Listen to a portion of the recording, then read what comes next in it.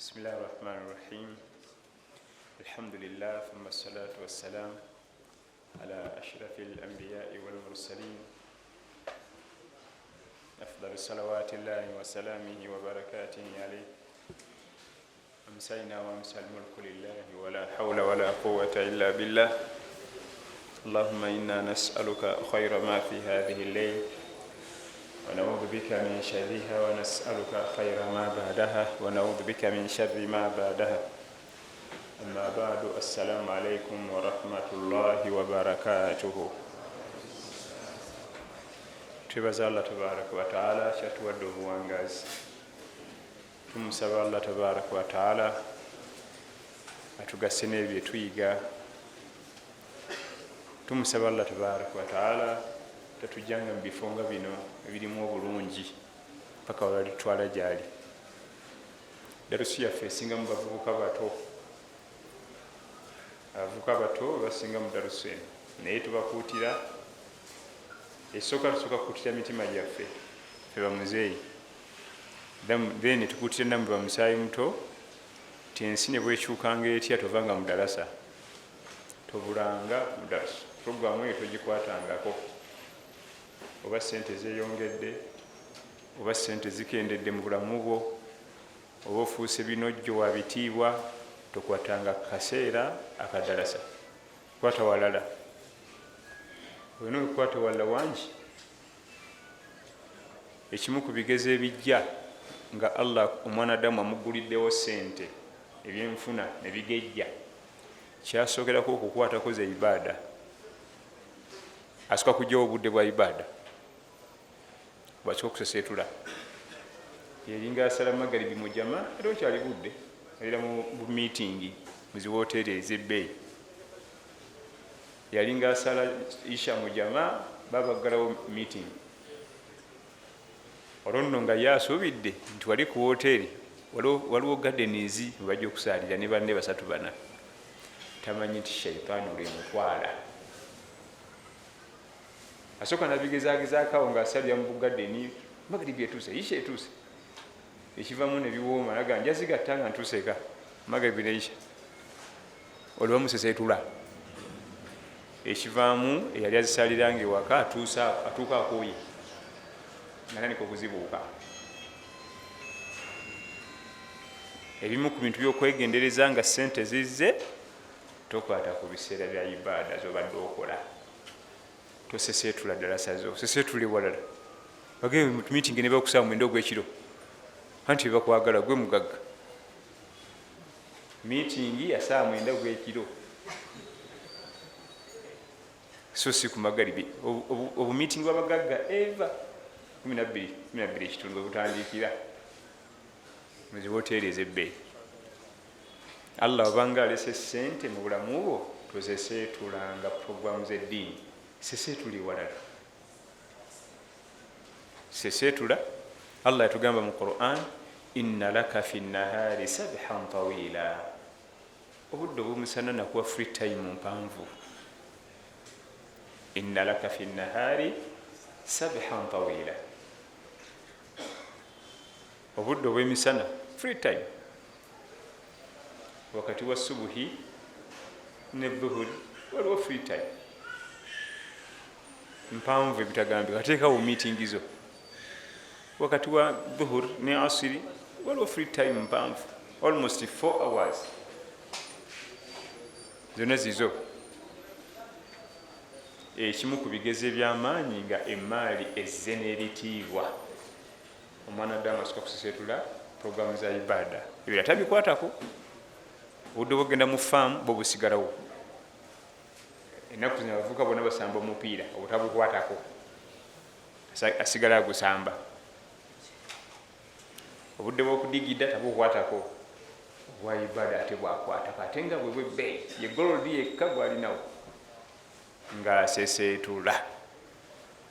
Shaitaani atusesetula mpola nga situmanyi era oyinza obutamanya nti yakusesetula dda yakusesetula dda. Kale katugendeko mu kitabo kyaffe tulabe insha Allah wetugenda okutambula. Bismillahirrahmanirrahim. الله بن عباس رضي الله عنهما قال شهد عندي رجال دليل حديث من مبيقى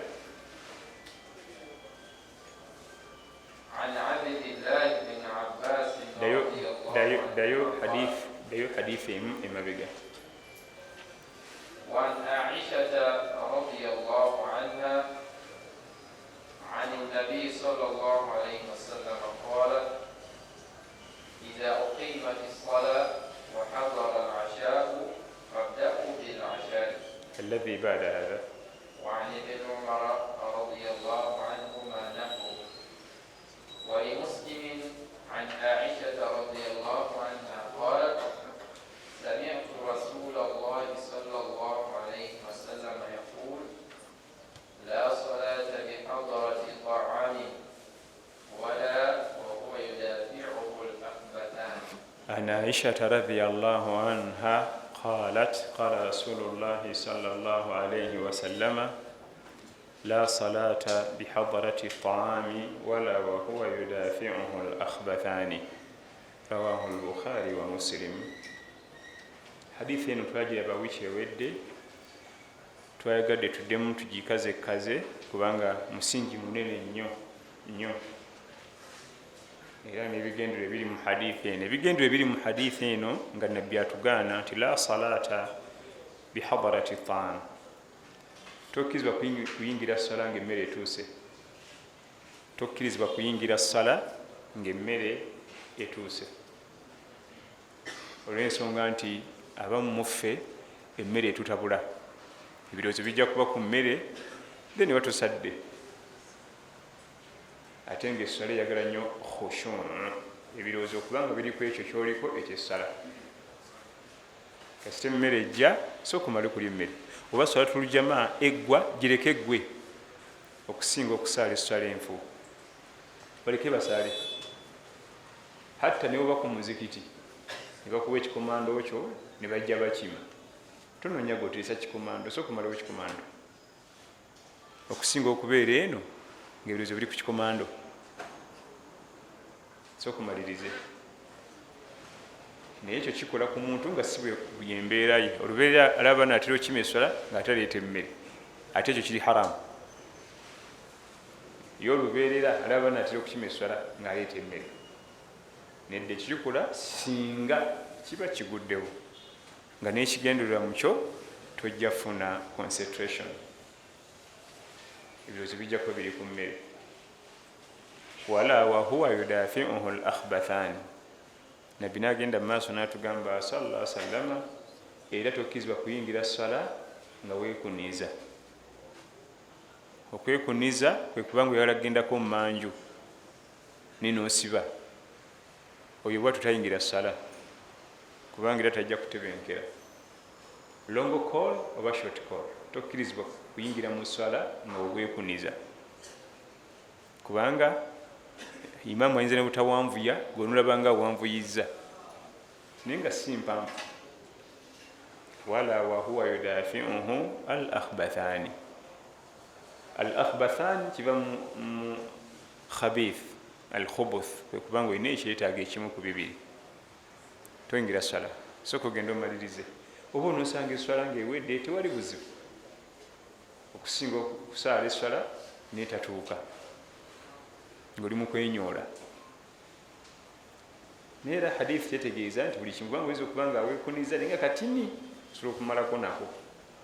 Kibategeeza wano ekigenda okukuleetera okuba nti nekyoliko obwongo bukivaako, odde mu kusiba mazzi naye waliwo akajja nga katini nga tekayinza kubba birowoozo ate awo osaala, then ne muyingiramu na buli kintu kyonna ekijja okukulemesa essala, ekijja okukulemesa concentration. Nga baganda baffe abavuga piki, apaakinga piki mu kifo ayagala kusaala naye ngaomutima ye yennyini wagitadde ngaomutima tegumulimu, oyo tasaala. Tula ku piki okuuma, aba basaala jjama eggwe baleke paka onoofuna munno omugeni nti we nkumira ku piki yange male essala, so si kubeera mu nswala nti piki eyo nagisangawo kweri.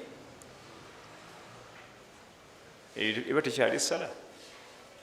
Hatta n'ennyumba yo oyinza okuba banavuka apangisa akalumu ke kamu nga bw'avaayo tiri ate yeraliikira okumubba naddala ebifo ebimu nga omanyi omuvubuka ng'otandika obulamu eri mu kafunda gyopangisa akazigo kubanga yeri nti gwe tuba naye nga Africa bwogimanyi tezibanga nsi zabalibwa magulu meeru omuvubuka agenda okutandika atandikiramu za jjajja sente nga nezatala talinakwata kasokera ku za jjajja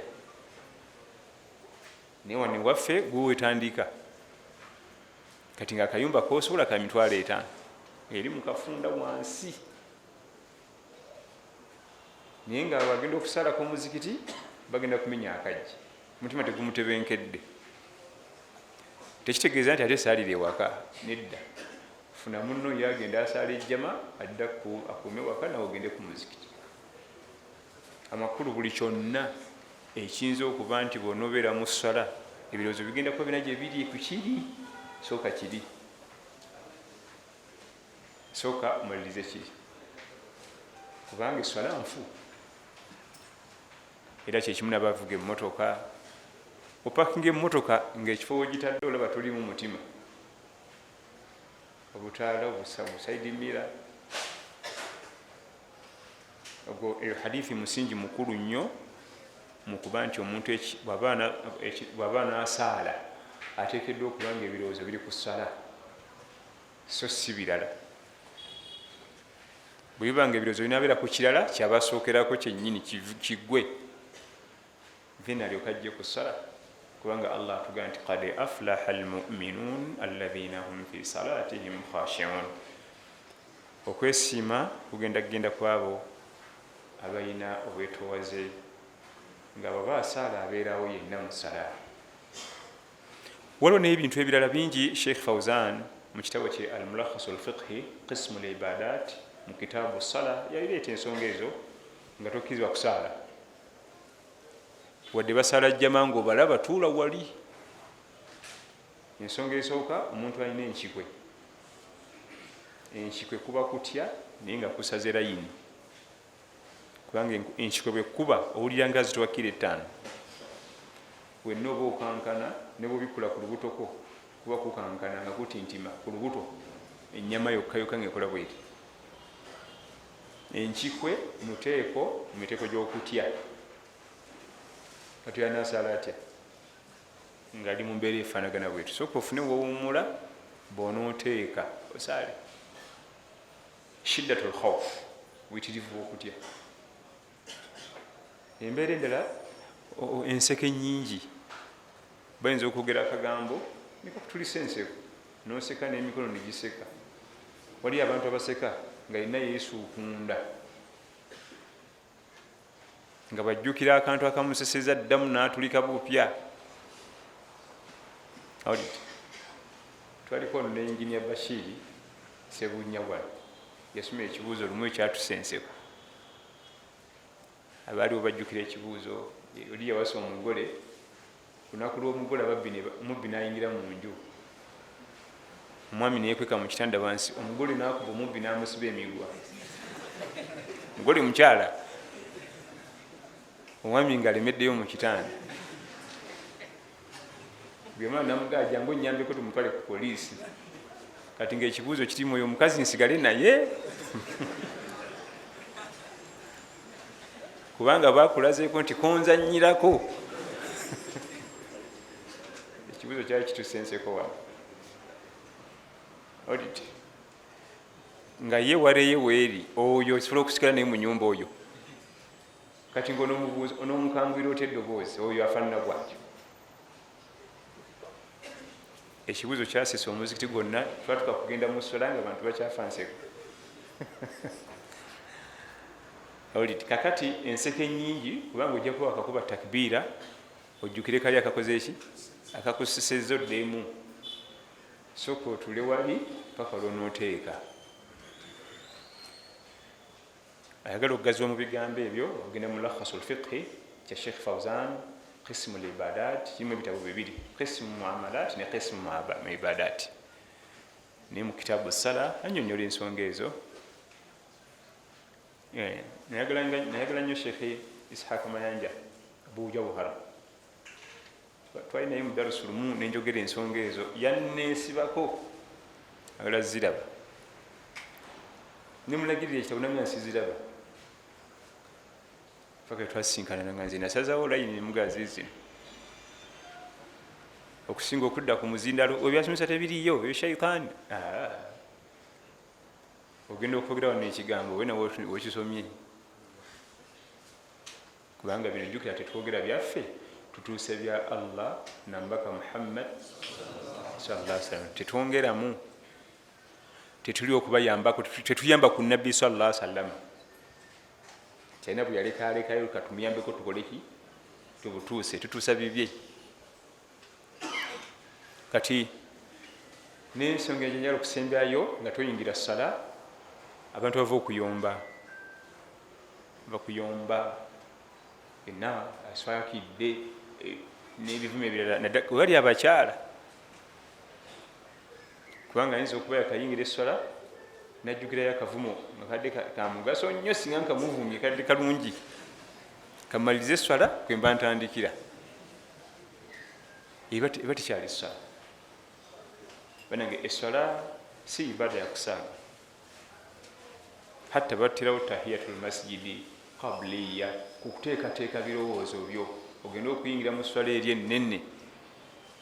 Abagenda mu mizannyo egiri fiziko ng'ebikondo omupiira balina engeri bateekateeka ebirowoozo, si kubuguma. Ate agenda mu swala ayina engeri gyateekateeka ebirowoozo kukkakana.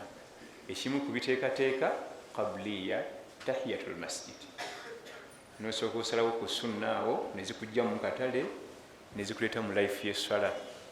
Ogenda okuyingira mu faradhain nga omaze, so si muyombe ne wa bodaboda nagamba 1500 oyinza okutwala 2 5 byange bimpe sijja bikuwa mwesisesise, ate bali bakimi batakbira, onoosala otya? Onoosala otya nga obwongo bwonna busiikuuse? Natterawo qabliya tahiyatul masjidi, ojjenga bukyali ku muzikiti osooka okkakkane, ogenda okuyingira eswala ng'oli mukakkamu. La salata bihadarati ta'am wala wa huwa yudafimuhu al-akhbathani. Naam. عن عبد الله بن عباس رضي الله عنهما قال: شهد عندي رجال مرضيون وأرضاهم عندي عمر أن رسول الله صلى الله عليه وسلم نهى عن الصلاة بعد الصبح حتى تشرق الشمس وبعد العصر حتى تغرب. Omuwandiisi w'ekitabo oluvannyuma lw'okutulaga ebiseera by'essala n'okutulaga ebimu ku bigaanibwa omuntu okuyingira essala ng'abirina, kati ate atututte ku biseera ebitakkirizibwa kusaalirwamu ssala. Wali abadde atulaga ebiseera essala mwe zisaalirwa, n'atulagayo nezimu ku mbeera, omuntu bajjudde emmere tosaala, omuntu nga olina ekyetaago tosaala, lindamu male kiri.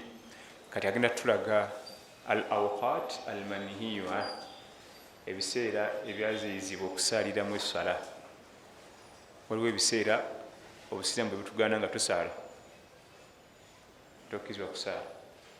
Era nga hadithi yatandise nayo eva ku Abdullahi bun Abbas radiyallahu anhu, muganda wa Nabbi Muhammad sallallahu alaihi wasallama mu bataata, kubanga Nabbi sallallahu alaihi wasallama talina muganda we yenna ali direct, bamuzaala omu. Ekyo nno ekyokuba nti Nabbi sallallahu alaihi wasallama bamuzaala omu kirimu ebyokuyiga. Sanga oli manyi waffe banzaala nzekka, kyolaba mbonabona n'ensi eno kakati ekyo si kyekikulu. Okuzaala obwomu wekka sina buzibu. Manyi waffe nze nasiramukayo nzekka, abalala si basiraamu, ekyo sina buzibu. Ate Nabbi sallallahu alaihi wasallam wabwe yasiramuka bameka, era naye yasooka kuvaayo bwomu. Osanga oli ng'ekyakifudde ensonga nkulu nnyo nti banzaala omu. Allah tabaraka wa taala yayagala Nabbi we Muhammad sallallahu alaihi wasallam abeere omu yekka, talina muto we, talina mukulu we. ate naba successful mu nsi. Osobola okuba nga wazaalibwa omu naye ng'olina baganda bo bangi, ate nosanga yazaalibwa ne baganda be nga bangi ng'ali nga talina muganda we n'omu ku nsi, nga buli kizibu kyonna kiriko oyo teri ayamba. Naye ng'oli bamuzaala omu yekka, buli akamukoonako ensi eggwayo. Kati okuba nti wazaalibwa omu si kyekikulu, era tulina buzibu, tukityanga. Nasiramukayo bw'omu nzekka mu famire yaffe, tiwali buzibu, tukina buzibu. Wasiramukayo wekka bw'omu, olina baganda bo bangi. Wasiramuka wegatta ku ttiimu ennene nga bonna baganda. Nabi Muhammad sallallahu alaihi wasallam alina baganda be naye bajjira mu layini ya famire, bataata omuto. Kati Abdullah ibn Abbas muganda wa Nabbi sallallahu alaihi wasallam mu bataata, Abbas yamuzaala. Yatugambye, yatuyigiriza ti abasajja bajja ne bawa obujulizi mu maaso gange, era nga abasajja bo mbasiima. Ne Umar ibn al-Khattab radiyallahu anhu naye nga abaagala, ategeeza basahaba ridwanullahi ajmain. Ne babategeeza nti Nabbi yatuyigiriza sallallahu alaihi wasallama la salata ba'da subhi hatta tartafi'a ash-shams. Tokkizibwa kusaala sala nga subuhi ewedde paka ng'enjuba emaze okuyimuka. Amakulu mumu ku budde obutakkirizibwa kusaalirwamu nga subuhi yakagwa. Tokkizibwa kusaalirawo sala akakadde kal haram mpaka ng'enjuba evuddeyo ekigero ky'effumu. Awo ne walyoka bakkirizibwa okusaalirwa essala. Naye essala zetwogerako eza sunna, eza faradha teziriiko ebyo.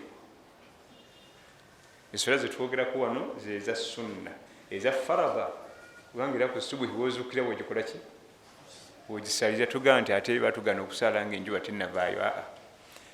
Eza faradha tebiriyo ebyo, wabula essala ezogerwako zeza sunna.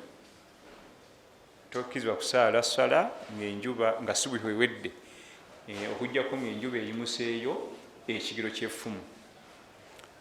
Effumu lye boogerako ke kuuma nga tebannaliwanga. Arrumhu libeera ffumu naye nga tebannaliwanga. Effumu libaako omuggo, akuuma kali kabanga kibatu kino, bakakola nga kasongovu ng'ene waliyo omutuli bagenda okusonseka omuggo. Kati feboogera ku ffumu ffe tulowooza lino lyonna bwe riti n'omuggo gwalyo. Nedda, kyategeeza qaida rumh, ekigero ky'effumu nga tebannaliwanga. Kaba katono bwe kati. Enjuba erina omupiira, yakula mu fomati yaki, erina gyefuutuka eri bwevaayo bweti yonna omupiira ne guggwayo. Bw'olaba nga wakati gyeva kasipeesi ako nga kalinga ekigero ky'effumu, awo otandika okusaala essala eza sunna oba okugiriziddwa okusaala. Naye bwebanga yakavayo ekipapajjo oba haafu oba koota oba ekyabulayo, abantu bano tebayinanga masaawa. Nze kube neewunya ku basajja abo, oba yategeranga atya nti kati layiri etuuse kanatandika okweteekateeka subuhi eneetera, kubanga ffe oluyinza okuzuuka kubanga oza bukedde ogenda okwirako nga ziri 8 noga nti nga bukyali noddawo. Ate oluusi nozuuka ngozi oli mu budde ogenda kukeberako ng'eryemu kitundu naye nga gozi ozikuse 10. Naye bali abasajja tebabigwanga nga talina watunula. Lwaki? Baali bayagala essala nefuuka paati ku bulamu bwabwe. Baali besamba amazambi, kubanga essala tusobola kujagala nga webagajja amazambi, oba webagala amazambi tenza fuuka paati ku bulamu bwo notuka ku leva eyo. Wano waffe ku mulembe guno nga bakugjeeko essaawa ne bagamba nti weebake, osanga obuzibu kubanga tomanyi budde. Oba nno obw'emisana ogenda n'olingiza ku njuba nnyo obwekiro, kubanga obw'emisana ogenda n'oyimira mu kasana nolaba ekisiikize bwe kiri waakiri, n'oteebereza tizireka 9 naye ekiro nga tebagwa layiri, tebagwa tahajjudi, tebagwa subuhi, ate nga yeebase bulungi. Babanga n'abakyala 4 be balwanyi Namigi mu ntalo, bebasala salatu layiri Qur'ani nasoma ejuzu 3-4 abakyala bonna natukiza haki zaabwe nga tewali buzibu fubira n'akakyala kamu ne layiri negaana n'okusoma ejuzu emu yokka ekiro omukyala anoba oyabira asoma busomi Qur'ani buli kiro bali nga basoma ejuzu 5 ku 6 ninga abakyala alina bameka oba obulamu bwabwe bali metaliiki olwaleero nekakutana nosala ejuzu 2 okumala wiiki ajja ti agenze kiki abeera mu kusaala busaazi ejuzu 2 ate ngaolina ebintu byabali basalafu abatusookawo balongoofu birala essaawa zino okuzukuka nga tulina ssaawa nti ogende ku muzikiti nze ndi imaamu najja nankumbi nagendako lumu ku muzikiti ku ssaawa 9 nze nga ndoza bukedde nasoma bubi essaawa nintuukawo ninga mwana asula mu muzikiti nti lwaki tozuuka kwazina yandaba ti yafayo yayazina bwazini nga ndaba tuli leeti nnyo ntandika okusaala nebuuza naye lwaki abasiraamu tebazze leero netutandika okusaala salati subuhi niwajja omwami natuuza bayi mukola ki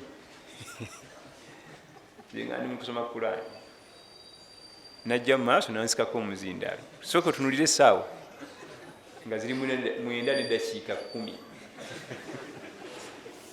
obwongo ne bulyoka buvaako ekifu nendaba essaawa entuufu nenga nti mukuba osanze muntu yenna nga musirifu okamurubuka mazzi nenebuuza abasiraamu leero tebazze kusaala kiki naye nga negitunulako bwenti nga nze ndaba bukedde naye bali nga nemwatunula tewali naye nga tebabikyanga kati bino byonna nabbi yabibawanga sallallahu alaihi wasallama nti akadde munatandikiranga okusaala esswala eza sunna ku makya enjuba emala kuvayo ekigero kya ffumu bo batunulangayo naye wane waffe ani gwogambe ngaatunulayo amaaso gayitawa bikalina bizimbe biki byonna bizibyewo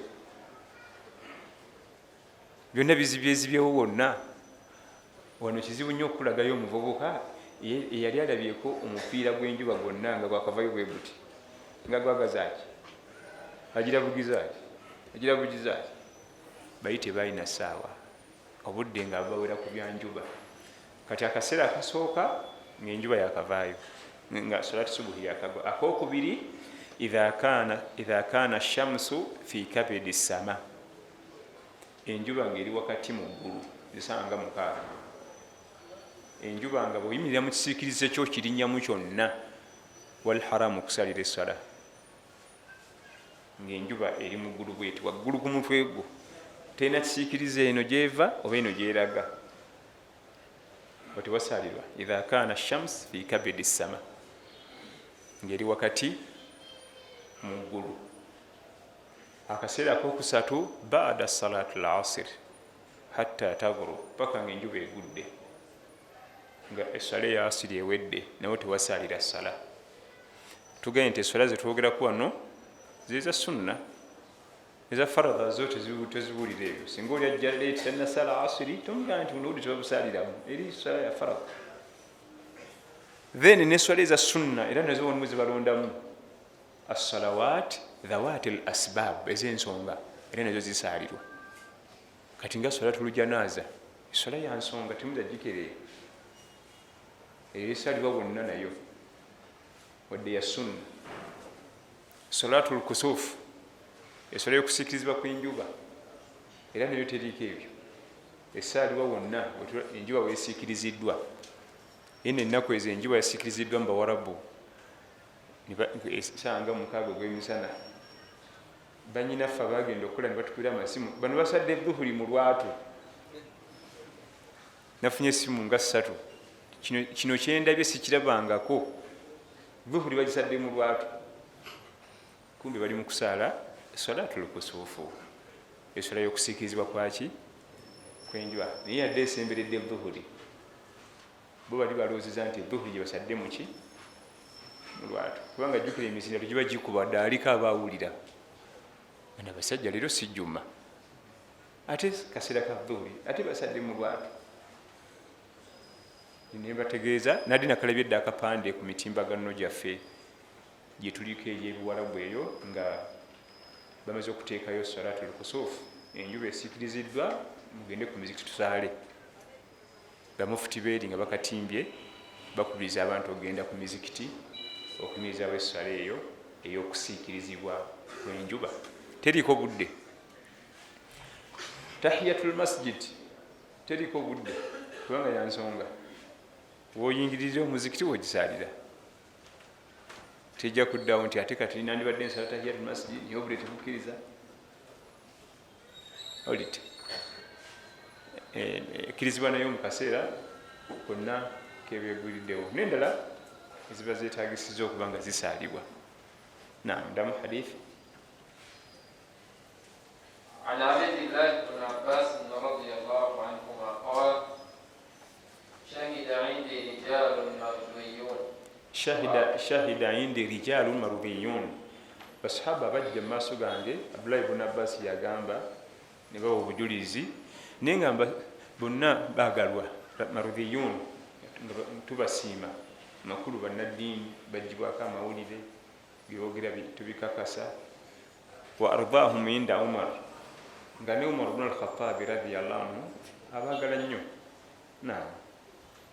أن رسول الله صلى الله عليه وسلم نهى عن الصلاة بعد الصبح حتى تشرق الشمس. Nabbi yagaana sallallahu alayhi wasallam okusaala essola yonna nga subuhi ewedde mpaka ng'enjuba evuddeyo.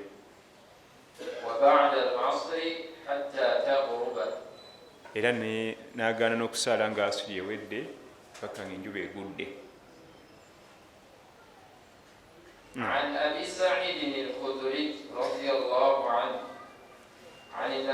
عن رسول الله صلى الله عليه وسلم قال لا صلاة بعد الصبح حتى ترتفع الشمس ولا صلاة بعد العصر حتى تغيب الشمس. أبي سعيد الخدري سعد بن مالك بن سنان الخدري رضي الله عنه من مدينة. Era alesi hadithi yemu nga nabbi agaana okusaala nga magaribi nga subuhi ewedde paka ng'enjuba evuddeyo, era n'atugaana okusaala nga asiri ewedde paka ng'enjuba egudde. Hadithi اللي بعده الذي بعد هذا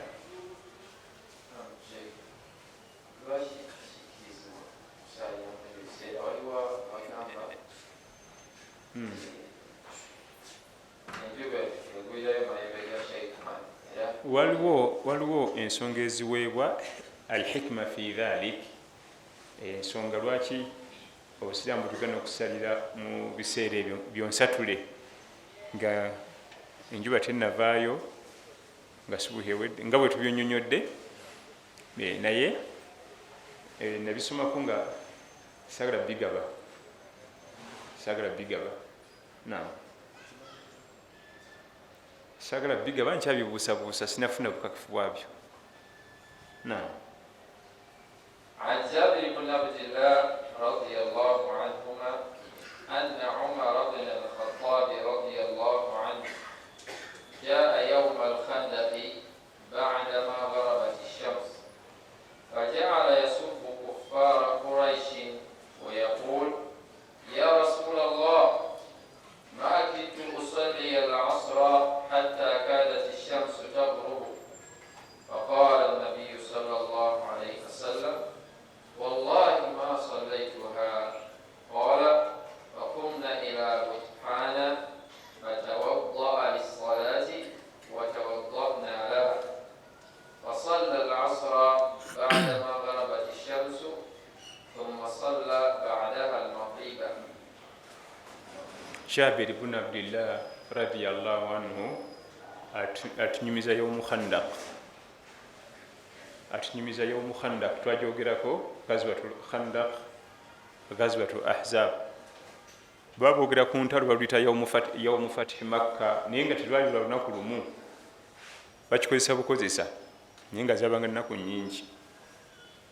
Jabir ibn Abdillah atugamba zaleeta omulwanyi namige Umar ibn al-Khattab jeno radiyallahu anhu nga mukambwe eri nabbi sallallahu alaihi wasallam ngajja avuma abakuraishi bamushirikuna bali bavudde bakuraishi nagamba ya rasulallah bana basajja batumisiza n'okusaala salatu lasiri paka enjuba wegudde ye Umaru ne tiimu ye yali alowooza be bokka batannasaala kubanga balina gye bali batadde nga gye bakuuma twalaba nti ebasima ekinnya waliwo ebifo ebimu byebataateekamu kinnya ne bassayo bussa bakuumi ebimu zaali nsozi nga zezikavalinzeewo nga ziyimiridde ngaebisenge ngaekinnya kikuma ku lusozi okwo toluwalampe tobuke kinnya ate wala tebasimawo olwenjazi ne bassayo bagaadi naye Umaru yali alowooza ye ne tiimu ye batannasaala ekyamujja enviri ku mutwe n'omukulu n'amugamba nti naffe sinagisaala naffe sinakolaki embeera tibadde nyamba ekyaleetera Umaru okukakkana yali atidde nnyo kati alaga nti faqumna ila Bathan nga bwoga nti mukaalo okupaaka empya katundu Bathan kaalo webasaalira bonna ebakuŋŋaana abalwanyi watawaddana lissala nabbi nafuna wuzu naffe netufuna wuzu ne baziina nasooka okusaala magaribi nasooka okusaala isha bayaziina magaribi nasooka asuli yali ebayiseeko bwe yamaliriza nasala magaribi kwadhaani ya magaribi bayaziina magaribi nasooka asiri kubanga ali bonna yabayiseeko ekyo twakiraba bakiyita baabu qadai salawaati lfaita omulyango gwogera mu ngeri gye tuli wamu eswala ezatuyiseeko tusookayo emabega era kirimu ennyingo 3 wano Umaru wano Jabir ibn Abdillah atulaze mu hadithi eno nga bonna eswala eri bayiseeko baali bize mu ntalo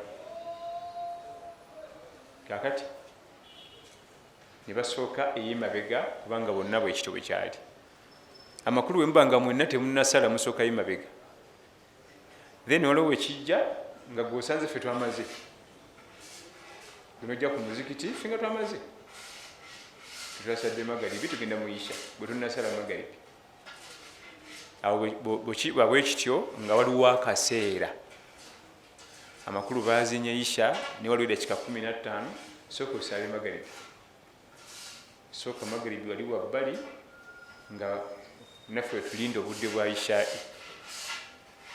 ekyo kifaananyi kyakubiri ekifaananyi ekyokusatu kwe kusanga nga ffe tutandise solatu leisha nga bwe tunnasala magaribi awo osooka eriwo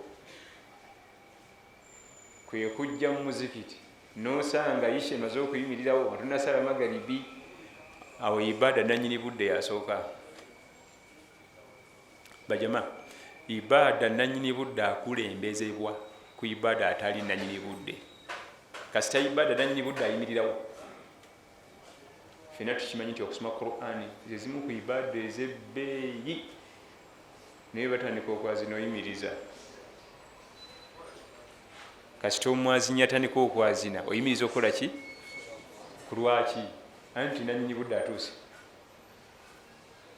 so nga ibada y'okusoma Qur'ani timanyi nakwazina ezimu ku ibada ezebbeeyi zetuyisaako amaaso netufiirwa ne riziki netufiirwa baraka netufiirwa emisikisa netufiirwa blessings ezitagambika butaba Qur'an ebiseera naye olaba kasita batandika okwaziina bagalekera sooka oyogera omwazinyi byakolaki bw'anaamala oddeyo mu eyo ibada kubanga oli yennanyini kaseera kati atuuse bw'oyingira mu masigiti nga tonnasala magaribi ndeze kyakulabirako nga basala isha sooka isha kubanga yennanyinimu naye singa batannayimirirawo nga bakyalindamu eddakiika 7 5 10 nga magaribi ejaawo dawali katikama tisola sooka osaale magaribi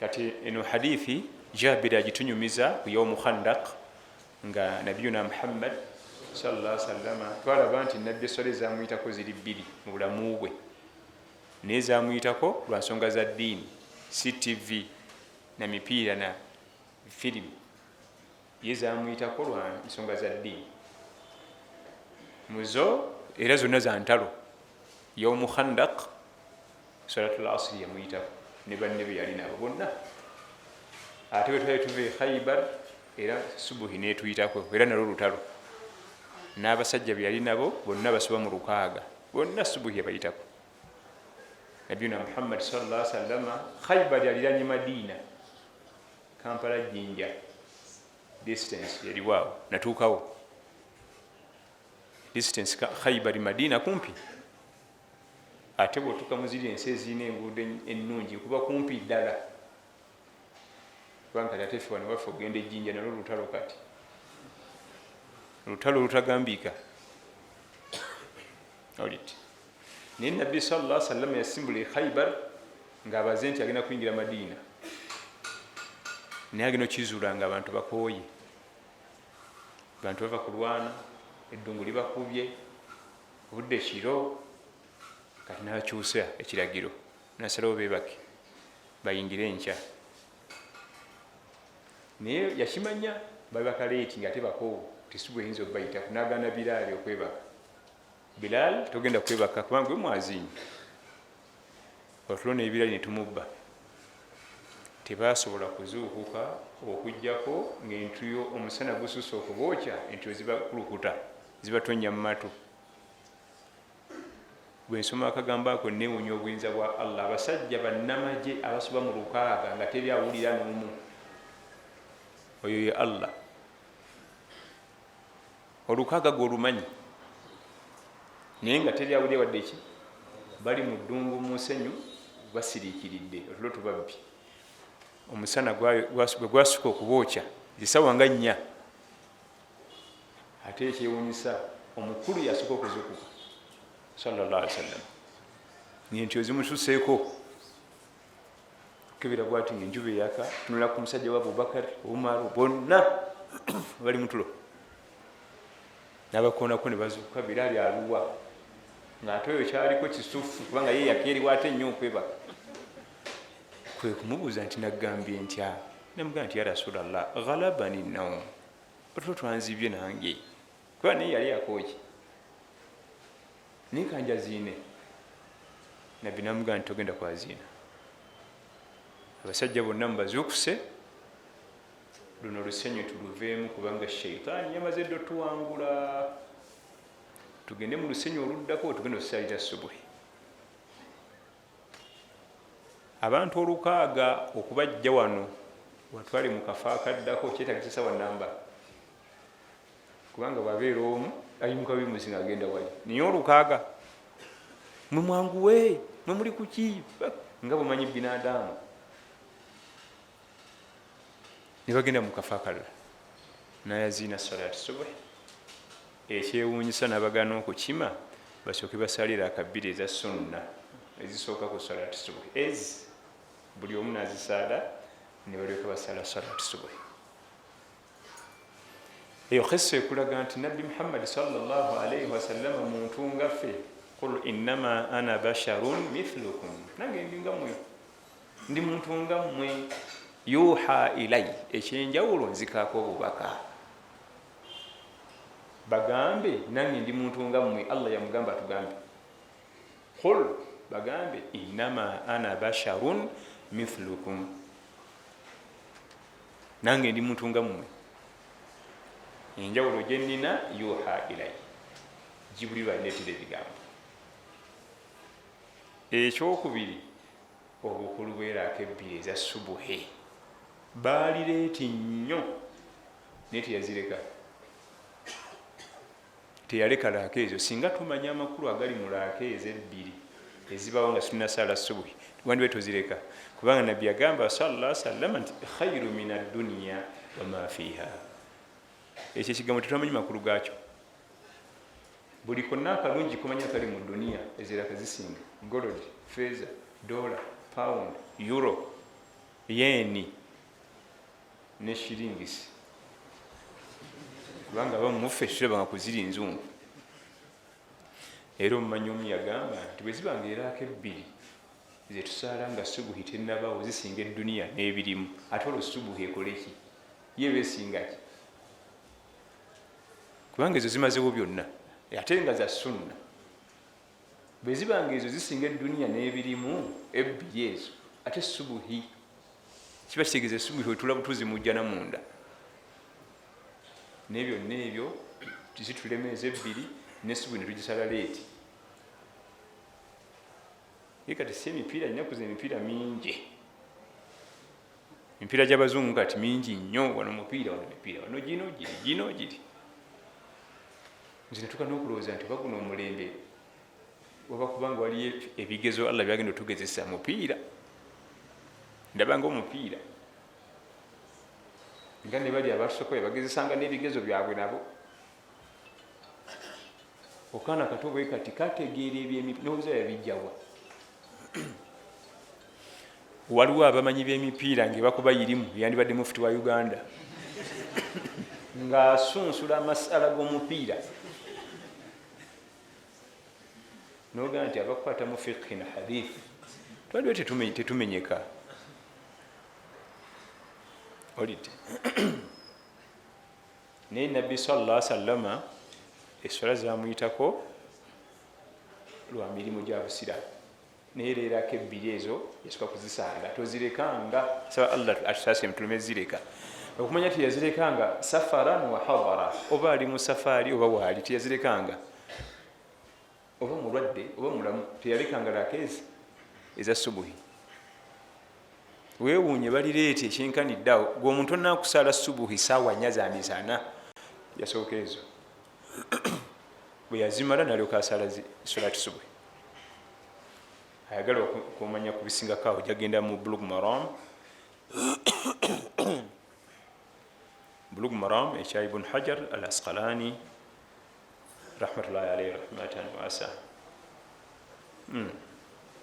دم الحديث عن جابر بن عبد الله رضي الله عنهما أن عمر بن الخطاب رضي الله عنه جاء يوم الخندق بعدما غربت الشمس. جاء يوم خندق كنا كلو كلنا جنا نتلو لورا خندق يجي والنبي صلى الله عليه وسلم بعدما غربت الشمس. نجيب مزوكوا ما كلنا ما قريب يتوس. فجعل يسب كفار قريش. عمر ناتنيكو كفما بكفار قريش. ناتنيكو بفما ما سوى النبي صلى الله عليه وسلم.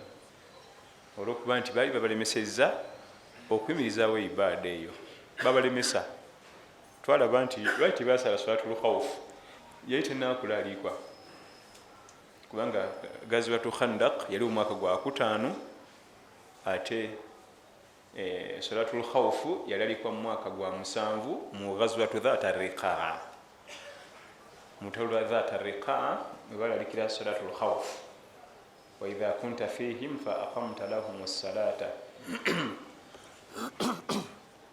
نعم.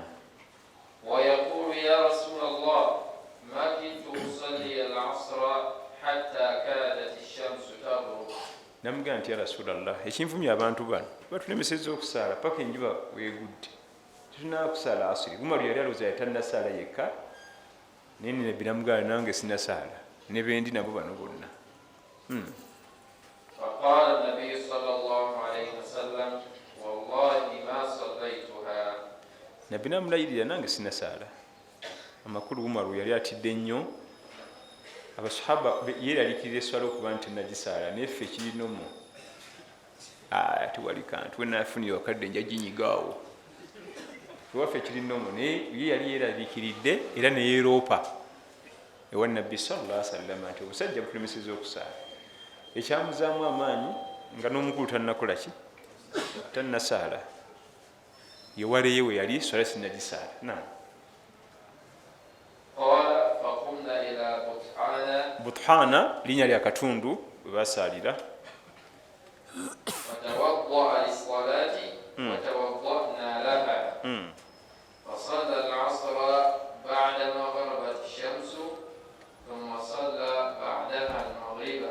Ebyo obujulizi bulaga nti eswala y'emabega yesooka tobuukira eswala y'emabega kyosooka okuliwa nolokeddako eyo mu maaso hadisi tuzikomezaawo tugenda kutandika bibuuzo. Ekyokubiri, ajjukira abantu byali avuma tebaliiwaawo. Fajaala yasubbu kufaara Quraish, natandika okuvuma abakufaara abali mu Bakuraishi abali bavudde e Makka, naye tebaaliwo era nga tebawulira.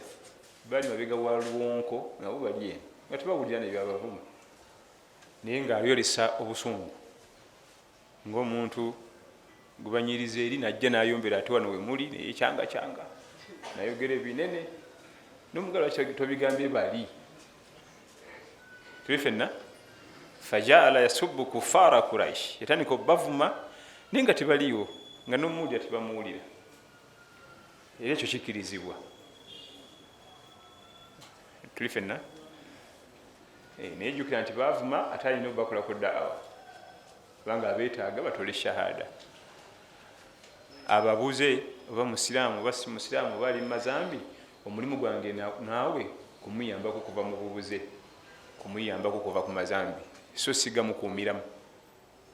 Gowedde ogugenda okwokya gwe gujja kwokya gwe gunafiika oba gufumbisa obuugi mbaomukimba omuliro. Togumukakasaako, tusaze magezi ki aguveemu. Ekyo kyekyatumya Nabbi Muhammad sallallahu alaihi wasallam e Makka, kubanga bali bawedde nga shiriki ali ku bali anyooka n'omukka. Allah namutuma sallallahu alaihi wasallam ajja bayambeko bave mu muliro, era nalwanagana nabo bayambako kuvaayo, abamu baavaayo. Era nakati ne gye buli ne gwe gwange era gwe gugwo, so si bakakasaako. Olwantuuse e Makka mwe muwedde gugenda kubookya anti bannange mukize Allah ali omu, ebibumbe tebina makulu, ebibumbe tebigaba riziki, tebigaba buga. Nannyonnyola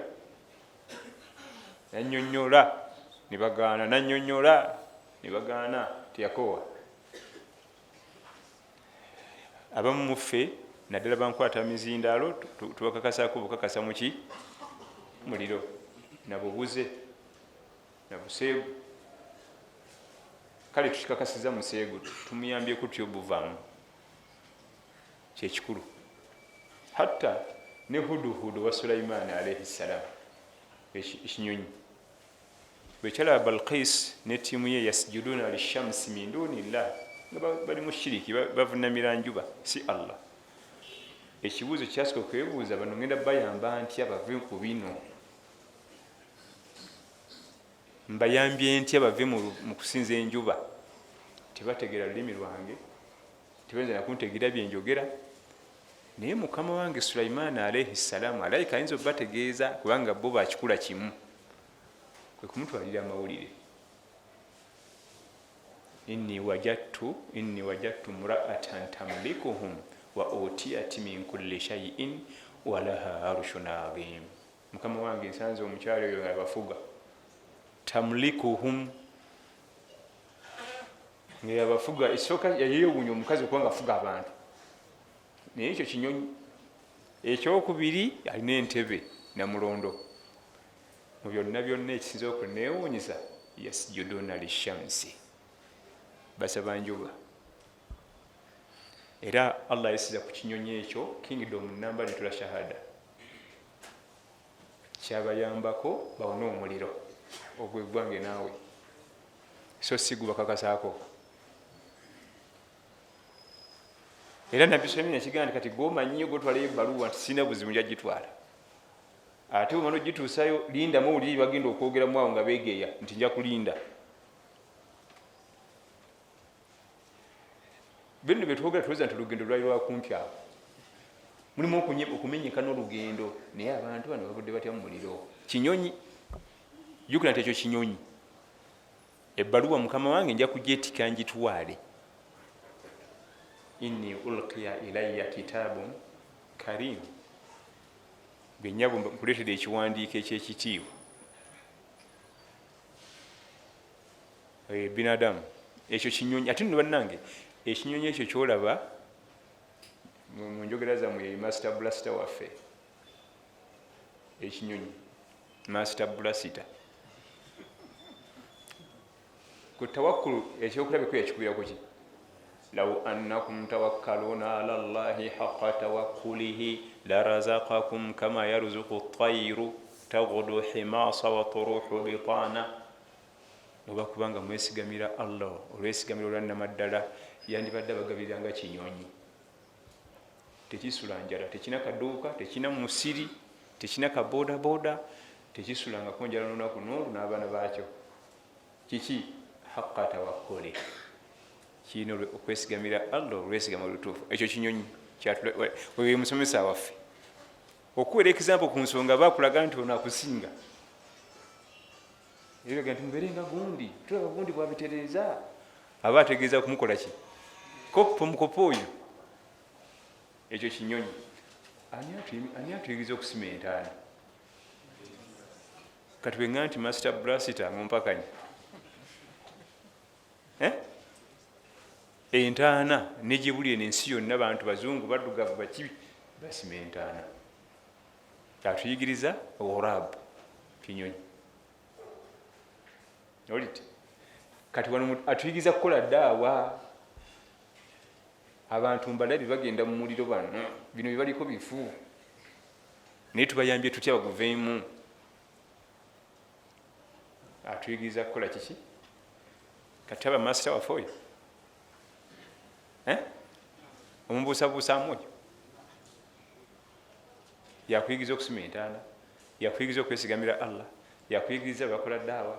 Ate byonna byatuyigiriza tetumwebaza nayo, tubifudde nako kubanga tetumukoppako nkola ya ddaawa, fe tukola mu nkola yaffe. Naam. Assalamu alaikum warahmatullahi wabarakatuh. Mutugamba nti eswala gwe gumu ku mirimu ekigenda okusooka okubalibwa ku lunaku lw'enkomerero. Tulina dalasa esomesa eswala ku lunaku olw'emmande, naye abasiraamu tebagibeeramu. Ate ku lwokuna ne bajja bangi abaffe eswala tusaba imaamu ogibajjukize. أول ما يحاسب به العبد يوم القيامة الصلاة. نبي atugamba sallallahu alaihi wasallam emirimu gyaffe gitukola giterekebwa mu format ya folders. Nga bwolaba nti no lisiti z'amasanyalaze, zino za mazzi, zino za fees, zino za bijanjalo, nkati nga ku masomero kana bano batuwa kawunga, bano basomesa, si bwe biba. So se z'amasanyalaze ate ziri za kawunga, ate ziri za basomesa ffe. N'emirimu gyaffe bakiteeka mu format eyo. Kusiiba kuli kwokka, eyo folder. Swala ziri zokka, buseegu bukababi. Fayiro gye bagenda okusooka okusaba eyiyo mu maaso ga Allah ng'omutuuseeko bw'oti ya sala. Allah bw'alizisanga ziri okke, tajja saba fayiro ziri eno mweyimiridde muziri muzireke. Eno bw'erigaana agambulete ku y'obwenzi tulabe olwo nga kaweddemu. Tosobola kuwona kasaba lisaba fayiro endala emu bw'eti yokka.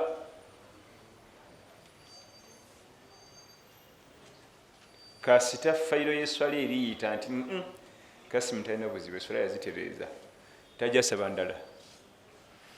Niye waliga nti mumpe ku ndala tulabe, baasi awo tovaawo. Kyavaga nti awwalu ma yuhasabu bihi al-abdu yawma al-qiyama as-sala. Ekigenda okusooka okutunulamu mu fayiro zi zonna z'olina ya sala. Bwerisangibwa nga nzijuvu tajja saba ndala. Bwerisangibwamu emiwaatwawaatwa aga nti mulete ku ndala tulabe, tovaawo. Kati sala ate tetwagitegeera, tetugiwa budde kubanga oli alaba nga yagimanyi.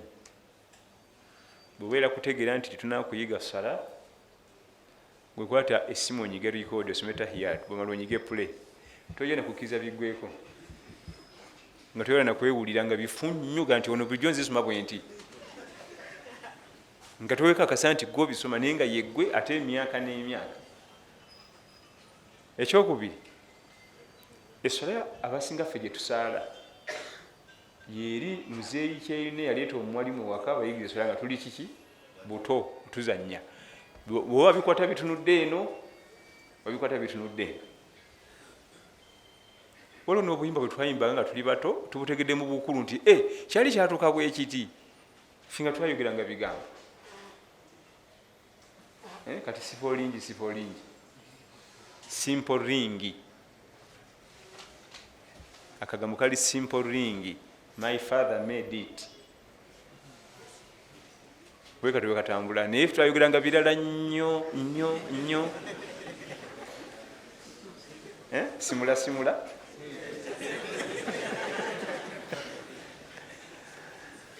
ebigambo birala nnyo twayogeranga biki kati nno sifolingi yeswala gyetusaala ebigambo birina kukwatuka bulala oyatula kikifaananamu ekituufu tulina okujjako abagenda mahadi nasomayo bidadi thanawi nebagenda nayongerayo waggulu bo baddamu nebasoma eswala mu nsoma entuufu naye muzeeyi yaleeta museeka tusomesa eswala byatuuka mu sifolingi tuli fena kati darusu yeswala tetuyinza gigayalirira kutuka ku leva eyo era oteekeddwa okuba nga owaayo obudde bungi okutereeza essala okubira ddala mu wuzu emanju mpaka kutola salaamu. Naam. Imam osobola okuliwa n'akebbiriza tusaala nga tetunnasaala subuhi netusaala oluvannyuma lwa subuhi singa ziba zikuyiseeko nga batandise yeswala eya sunna eyiribwa yezimu ku ibaada entono nnyo eza sunna zetuliwa bwe kuyitako oba nosanga nga batandise okusaala subuhi bwona omala ojjagiriwa naye togiriwa nga wakumala subuhi awo wennyini olina obudde bungi bwonna ne bwa duha n'obudde bwa duha oliwo eswala eyo kubanga wakumala subuhi waliwo adhikaari. Naam. Abamu olwokuba ebayo mwiseeko olutula salaamu nga yimuka aliwe kasita omala nga yakuliibwa olina obudde bungi paka duha kuggwako awo wonna okkirizibwa okuliwa erako ebbiri eza subuhi so okumalayo adhikaari zo bulungi. Naam. Imaamu mbuuza waliwo omusiraamu agamba nti gwe wasomesa okusenyesa n'omuswaki omuzungu ogw'eddagala era akukozesa mu muzikiti ffe omuswaki gw'eddagala tukutamwa bwe tumugambako akwesembesa n'agamba nti sheekh ddala kituufu tumutamwa mu bukyamu. Twagamba nti omuswaki guno gulina emigaso ne brush enzungu erina emigaso era okubizibwa kuba najjo gyombi. Guno gwe gukkirizibwa okusenyesebwa nga bakima eswala. Guno omuswaki gusenyesebwa mu bantu mu bifo bibiri mu bantu nga bakima eswala nga batereza layini awo oba nga ogenda funa wuzu so si ne mu paaka ne mu takisi ne muli mu restauranti ebyo ate ogenda vumaganya sunna za nabi Muhammad sallallahu alaihi wasallam. Ate si gwa fujjo oli agujje gulinye ekikajjo gukomye nobwebu navumaganya n'ateeka n'eri n'akuuta bwati kalina kuba katonotono olite ebifo biri bibiri ebisonyesebwa ate guno eri brush tejja mu muzikiti kubanga brush ena weetuuka nga guno tegutuukawo brush ena emirimu gyekola ate ne guno gulina emirimu gyago nga ate guyirira ngu tegugikola olw'ebintu byetulya ebyamafiriji naki brush eyo tugyetaaga bo bali basallallahu alaihi wasallam ne tiimu ye bali tebeetaaga brush olw'ebintu bye balyanga tebalina fridge tebalina bintu bitabike mata nogattamu amagi nogattamu kimanyi biki nokolamu keeki ye amata gabanga gokka n'eŋŋano yokka naki buli kimu naye ffe flavors zokka bakolwa ekyokunywa nga kiwonya muyembe nga temulimu muyembe batabudde biŋŋano ne babikolamu akawo k'omuyembe kati osobola kufaanana oti ne baleeta entangawuzi nga temulimu ntangawuzi neeki bagaze bipawuda ne bikuba akawo kaki k'entangawuzi. Olidde nze nkola mu Uganda Halal Bureau nakyewuunya nnyo entangawuzi ngewunyira ddala nga ntangawuzi nga temubangamu wadde kibaita ntangawuzi batebise biflavors erikubaako akawoowo kati ekiddako okusenya kulina kuba kwanjawulo kubali naye toothbrush tejja mu bantu ne kano kenyini akajja mu bantu katono si kugenda bwengula eno nosenya eno bwoti nalyoka agira face yona negoma asenya ene kali nagujayo namaaso nagakanulirako nziramu omuswaki guno gukola mu bifo bibiri hadithi bwezajja laula an ashuqa ala ummati la amartuhum bisiwaki inda kulli sala ate wa fi badi riwaya inda kulli lwudu muwuzu wali ne wano nga bakimya essala wegujira mu bantu ewala teguna kulabika mu bantu ate bwojja mu zino ensi ezaffe ezitabika amadiini amalala kubanga obeera mu nsi nga Saudi Arabia bajja kimanya nti yali ku sunna neera ne bwetebakkiriza mu restaurant bantu batudde balya mmere naye kati wano waffe oli tajja kimanya nti oli ku sunna babuza oba naakola kiki kino atalina mpisa n'ovumaganya ate ummatu Muhammad sallallahu alayhi wasallam naye toothbrush sigisomesangako kugireeta mu bantu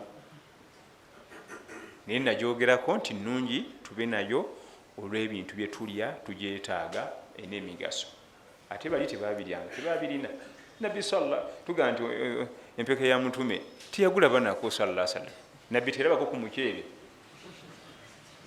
teyagula banako obulamu bwe bwonna kubanga weyafiira gwali tegunnatuuka waabwe bati banaguleetayo gwali mu buyindi ate gunnatuuka mu buwarabu abasuubuzi abaguleeta mu buwarabu batuuka nga yafadda kumpi myaka 10 sallallahu alaihi wasallam niyo gaa nti mpeka ya mutume si kibi si zambi walli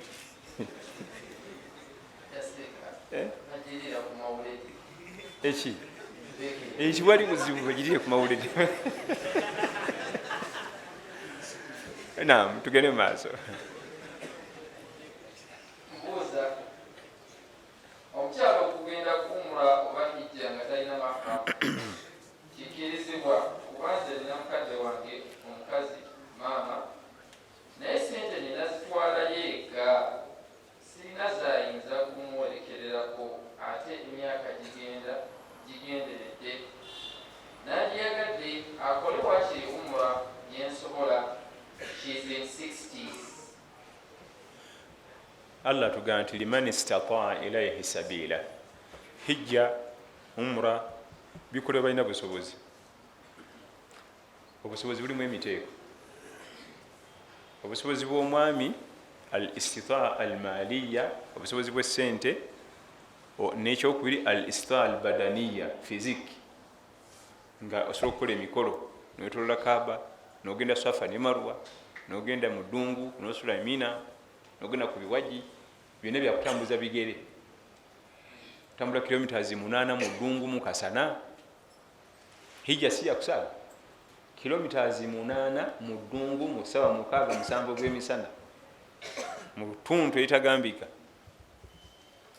agomanyi kati bwekituka ku mukyala obusobozi ku mukyala bwo buli busatu obusobozi bw'essente istitaa maliya obusobozi bw'omubiri istitaa badaniya ne maharamu yayongerako nako okumeka akokusatu aka maharamu amuzira atayinza kumuwasa anamuyambako ng'akooya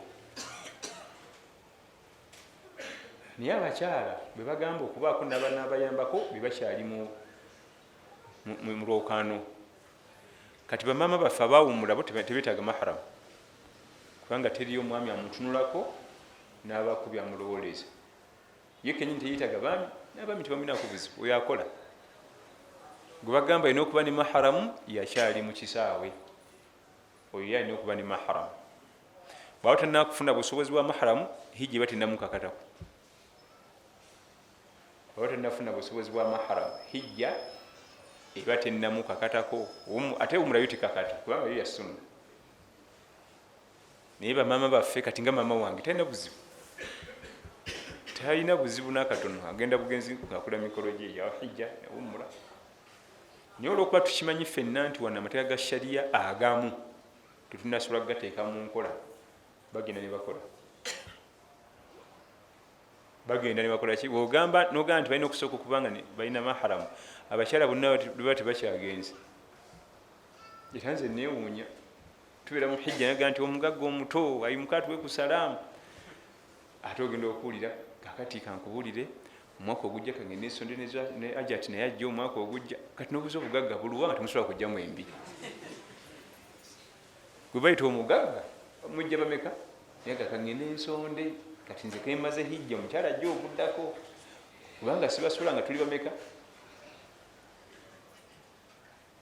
olwokuba nti amateeka agamu aga shariya mu nsi zino ezaffe situnagatuukako olite bwogamba nti omukyala ateekeddwa okuba ne maharamu bonna babagenda sigala kubanga situlina sente oluusi n'abaana abawala bamuzize zenyini yazeekoledde agalagendako ku nyumba ya allah tabaraka wataala wallahu alam sala atuwa ekisinga obulungi naam Imam, I'm addicted to buying prostitutes, but how can I stop? Because I'm also tired. Oh yeah. La ilaha illallah muhammadu rasulullah munaffe aga nti yakimanyiira okugula banneekolera gyange naye akooyo yagala bivaamu akola atya ebyo nno ebigambo byeboogera ebimu abantu bajja mu maaso ku maaso oyayitidde mu kiwandiiko niye waliwo n'abajja njagala kuva mu bikola bya bwenzi n'ebiganyi bajamaani ekimu ku bintu omwanadamu byayingiramu ng'asaaga n'atuukayo n'anoonya oluggi olufulumayo nga talulaba bwenzi wano mu kubuyingira kyangu era n'oluggi olulaba n'ojja oyingira naye waliyo abatuukayo n'anoonya omulyango ogufulumayo nga tagulaba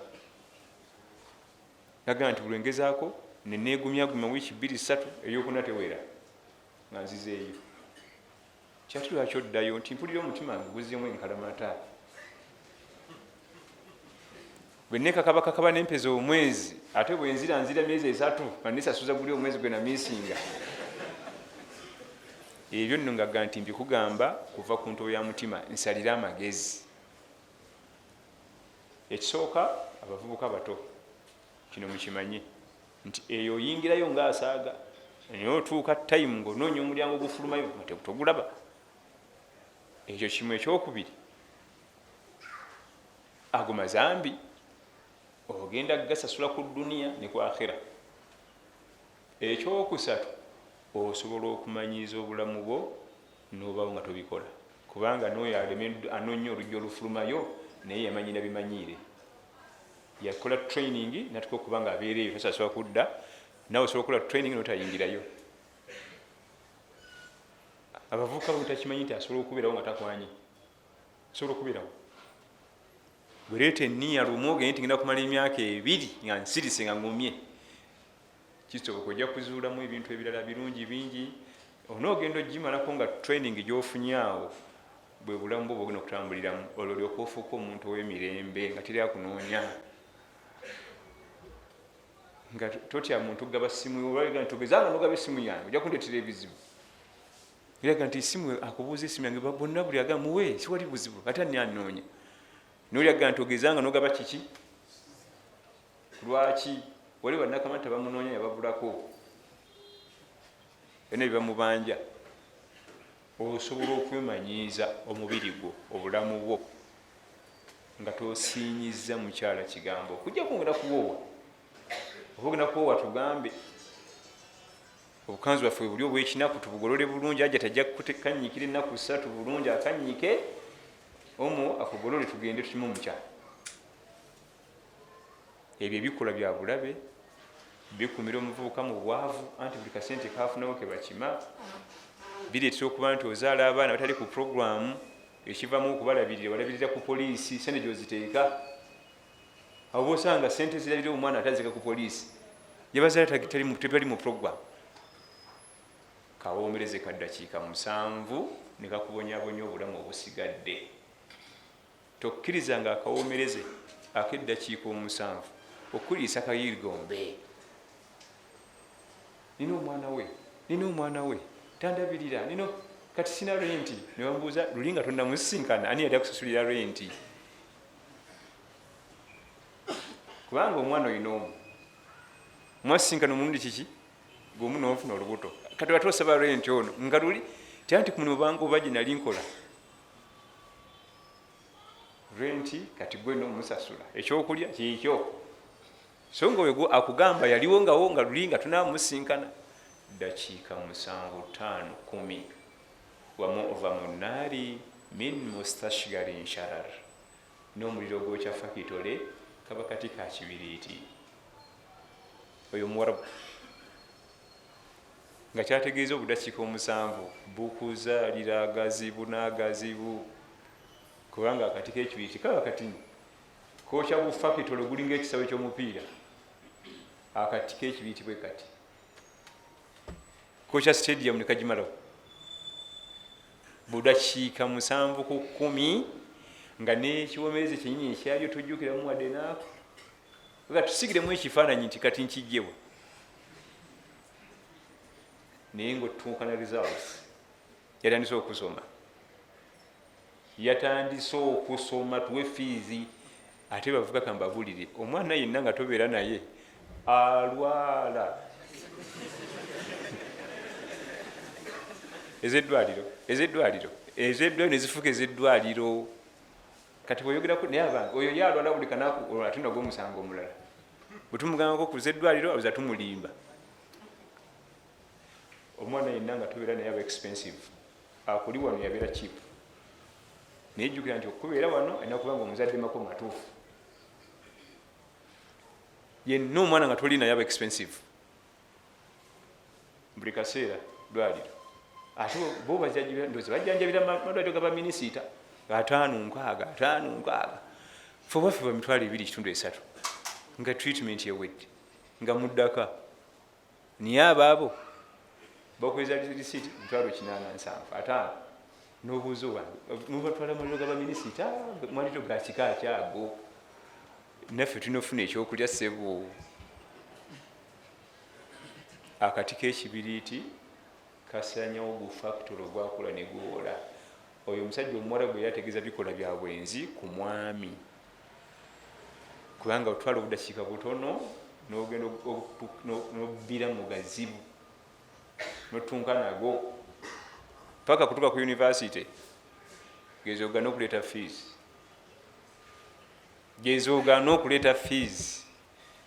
ye nobeera nga ate oli mubamanyikiddwamu olwo gujja bagira Facebook, poliisi, mawulire kyolwa abantu abamu beegomba nnyo okumanyibwa naye ngoza wali akalungi ebizibu ebisingayo obungi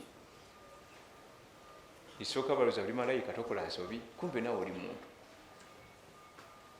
ate ne bano bakozeemu namu ensobi bakabanga katego babayita olugezigezi tugende ku mawulire banange munyambe kati noleetayo $3,000,000 awo ebigambo biwulidde mwana tokkirizanga akati k'ekibiriiti okwokya fakitole yonna ekyo gweino kikola gwekka gwe kennyini kati bannaffe ekibuzo mukiwulidde njagala kuwummula anoonya amagezi galitayalinga ave mu kisaawe naye ekisaawe kiraga nti olina gyolaga okyasamba olidde kakati ekisookera ddala abantu abafaanagana ngaabo abalina okyusa obulamu bwe afune emikwano emipya egy'eddiini egy'omudarusu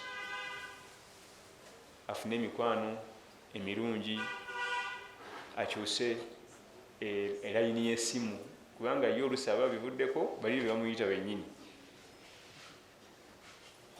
kubanga naaba bagirina abajja akyusa enamba y'essimu ajja kusenguka ku kyalo kubanga mu bimu ng'omuntu anaava ku zambi akyusa n'ekyalo kubanga bwasigala ku kiri kyennyini kwe bamumanyidde banne baddaliko nabo we bali emikisa gy'okuddayo gikyali miki mingi ekyo nno lwaki akikola wadde yazimba atunde ennyumba agenda agule walala aliganga alam takun ardullahi waasaan fatuhajiru fiha si ya allah senguka ogende walala